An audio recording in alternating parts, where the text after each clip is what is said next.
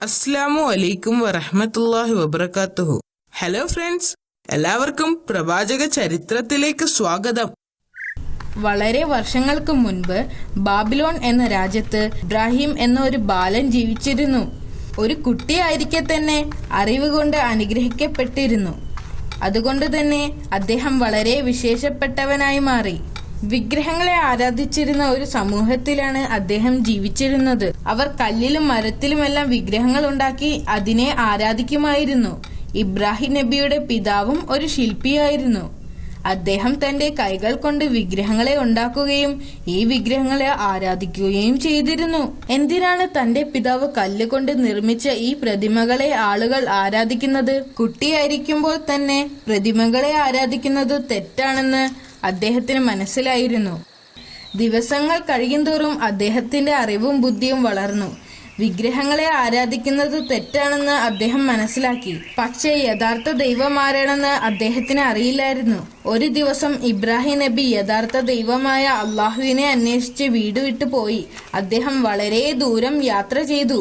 അവസാനം ഒരു പർവ്വതത്തിന്റെ മുകളിലെത്തി. വളരെ കാലം അദ്ദേഹം അവിടെ ഇരുന്നു. യഥാർത്ഥ ദൈവത്തെ ഒരിക്കലും സൃഷ്ടിക്കാൻ കഴിയില്ല എന്ന സത്യം മനസ്സിലാക്കി. സൂര്യനും ചന്ദ്രനും നക്ഷത്രങ്ങളും എല്ലാം അള്ളാഹുവിന്റെ സൃഷ്ടി മാത്രമാണ്. അള്ളാഹുവിനെ ആരും സൃഷ്ടിച്ചതല്ല, സകല വസ്തുക്കളെയും സൃഷ്ടിച്ചവനാണ്. അള്ളാഹു അദ്ദേഹത്തെ നേർവഴിയിലാക്കിയിരുന്നു. അതിന് അദ്ദേഹം അള്ളാഹുവിനോട് നന്ദി പറഞ്ഞു. അങ്ങനെ അള്ളാഹു അദ്ദേഹത്തെ പ്രവാചകനായി തിരഞ്ഞെടുത്തു. ഇത് അദ്ദേഹത്തിന് ഒരു പുതിയ ജീവിതത്തിന്റെ തുടക്കമായിരുന്നു. ഈ സന്തോഷ വാർത്ത അറിയിക്കാൻ അദ്ദേഹം പിതാവിന്റെ അടുത്തേക്ക് ഓടിപ്പോയി. എന്തിനാണ് ആളുകൾ അങ്ങുണ്ടാക്കിയ കളിപ്പാട്ടങ്ങളെ ആരാധിക്കുന്നത്? അദ്ദേഹം പിതാവിനോട് ചോദിച്ചു. ഈ പ്രതിമകൾ ഞങ്ങളുടെ ദൈവങ്ങളെ പ്രതിനിധാനം ചെയ്യുന്നു. അദ്ദേഹത്തിന്റെ പിതാവ് മറുപടി പറഞ്ഞു. ദൈവങ്ങളിൽ നിന്നുള്ള അനുഗ്രഹം നമുക്ക് ലഭിക്കണമെങ്കിൽ നാം അവരെ ആരാധിക്കണം. അദ്ദേഹം പറഞ്ഞു. അതാരാണ്? അവിടെ ഉണ്ടായിരുന്ന ഒരു വലിയ പ്രതിമയെ ചൂണ്ടിക്കാണിച്ച് ഇബ്രാഹിം നബി അലൈഹിസ്സലാം പിതാവിനോട് ചോദിച്ചു. ഇത് ദൈവങ്ങളുടെ ദേവനായ മർദൂക്കിന്റെ പ്രതിമയാണ്. പിതാവ് മറുപടി പറഞ്ഞു. ഇത് കേട്ട ഇബ്രാഹിം നബിക്ക് തന്റെ ചിരി അടക്കാൻ കഴിഞ്ഞില്ല. പിതാവ് അദ്ദേഹത്തിന്റെ നേരെ ദേഷ്യപ്പെട്ടു. പ്രവാചകൻ പിതാവിനെ കാര്യങ്ങൾ ബോധ്യപ്പെടുത്താൻ ശ്രമിച്ചിരുന്നു. പിതാവേ, എന്നെ പിന്തുടരൂ, ഞാൻ സത്യമാർഗത്തിലേക്ക് അങ്ങയെ നയിക്കാം.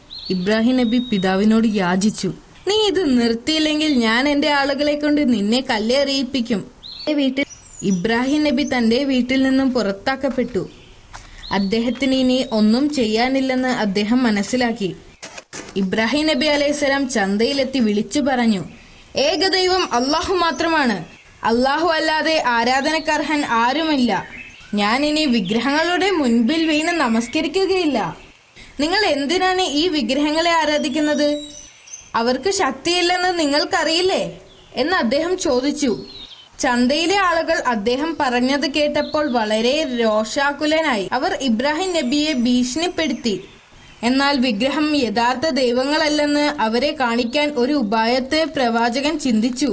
ഒരു ദിവസം ഒരു വലിയ ആഘോഷം അവിടെയുള്ള നദിയുടെ തീരത്ത് വെച്ച് നടക്കുകയായിരുന്നു. അതുകൊണ്ട് നഗരത്തിലുള്ള എല്ലാവരും നദിയുടെ തീരത്ത് കാണുമെന്ന് നബിക്ക് അറിയാമായിരുന്നു. അദ്ദേഹം ഒരു കോടാലി എടുത്ത് ക്ഷേത്രത്തിൽ പോയി. പ്രവാചകൻ തന്റെ കോടാലി കൊണ്ട് വിഗ്രഹങ്ങളെ ഒന്നൊന്നായി തകർത്തു. ഒന്നൊഴികെ എല്ലാ വിഗ്രഹങ്ങളെയും തകർത്തു. അത് ക്ഷേത്രത്തിനുള്ളിലെ ഏറ്റവും വലിയ പ്രതിമയാണ്. ഈ പ്രതിമയുടെ കഴുത്തിൽ ഒരു കോടാലി വെച്ച് അദ്ദേഹം ക്ഷേത്രത്തിൽ നിന്ന് ഇറങ്ങി. പിറ്റേ ദിവസം നഗരത്തിലെ ആളുകൾ ആരാധനയ്ക്കായി ക്ഷേത്രത്തിൽ ചെന്നപ്പോൾ വിഗ്രഹങ്ങൾ തകർന്ന് തരിപ്പണമായത് കണ്ടു. വിഗ്രഹങ്ങളുടെ കഷ്ണങ്ങൾ ചുറ്റിലും ചിതറിക്കിടക്കുകയായിരുന്നു. ഇബ്രാഹിം നബിയാണ് വിഗ്രഹങ്ങളെ നശിപ്പിച്ചതെന്ന് ജനങ്ങൾ മനസ്സിലാക്കി. ആളുകൾ ഇബ്രാഹിം നബി അലൈഹിസ്സലാമിനെ കാണുകയും ക്ഷേത്രത്തിലേക്ക് പിടിച്ചുകൊണ്ടുവരികയും ചെയ്തു. നീയാണോ ഇതെല്ലാം ചെയ്തത്? അവർ ചോദിച്ചു. എന്തിനാണ് നിങ്ങൾ എന്നോട് ചോദിക്കുന്നത്? ഇവിടെ ഒരു വലിയ ദൈവം നിൽക്കുന്നുണ്ടല്ലോ, അദ്ദേഹത്തോട് ചോദിച്ചാൽ പോരെ? പ്രവാചകൻ മറുപടി പറഞ്ഞു. ഇത് അവിടെയുള്ളവരെ ചൊടിപ്പിച്ചു. വിഗ്രഹങ്ങൾ സംസാരിക്കില്ല. നീ എന്താ ഞങ്ങളെ കളിപ്പിക്കുകയാണോ? സംസാരിക്കാൻ പോലും കഴിവില്ലെങ്കിൽ ഈ വിഗ്രഹങ്ങളെ പിന്നെ എന്തിനാണ് ആരാധിക്കുന്നത്? അങ്ങനെയാണെങ്കിൽ അവർക്ക് കാണാനോ കേൾക്കാനോ സാധിക്കില്ലല്ലോ. അവിടെ കൂടിയിരുന്നവർക്ക് ഒന്നും പറയാനുണ്ടായിരുന്നില്ല. അവർക്ക് നാണക്കേട് തോന്നി. ചിലർക്ക് ഇബ്രാഹിം നബി പറയുന്നത് സത്യമാണെന്ന് മനസ്സിലായി. എന്നാൽ മറ്റുള്ളവർ അപ്പോഴും വൈരാഗ്യം വെച്ചുകൊണ്ടേയിരുന്നു.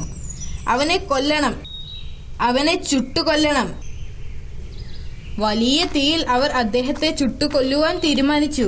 അവർ ആദ്യം വിറക് വെക്കാൻ 4 ആഴമുള്ള കുഴി കുഴിച്ചു. എന്നിട്ട് അവർ ശേഖരിച്ച എല്ലാ വിറകുകളും അതിൽ നിക്ഷേപിച്ചു. എന്നിട്ട് അത് കത്തിച്ചു.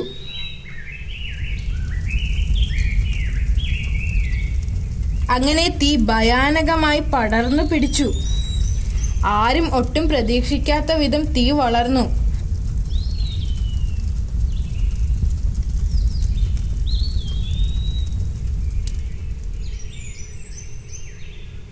ആർക്കും അതിനോട് അടുക്കാൻ സാധിക്കുന്നില്ലായിരുന്നു. പക്ഷികൾ പോലും അതിനു മുകളിൽ പറക്കാൻ കഴിയാത്തത്ര ഉയരം.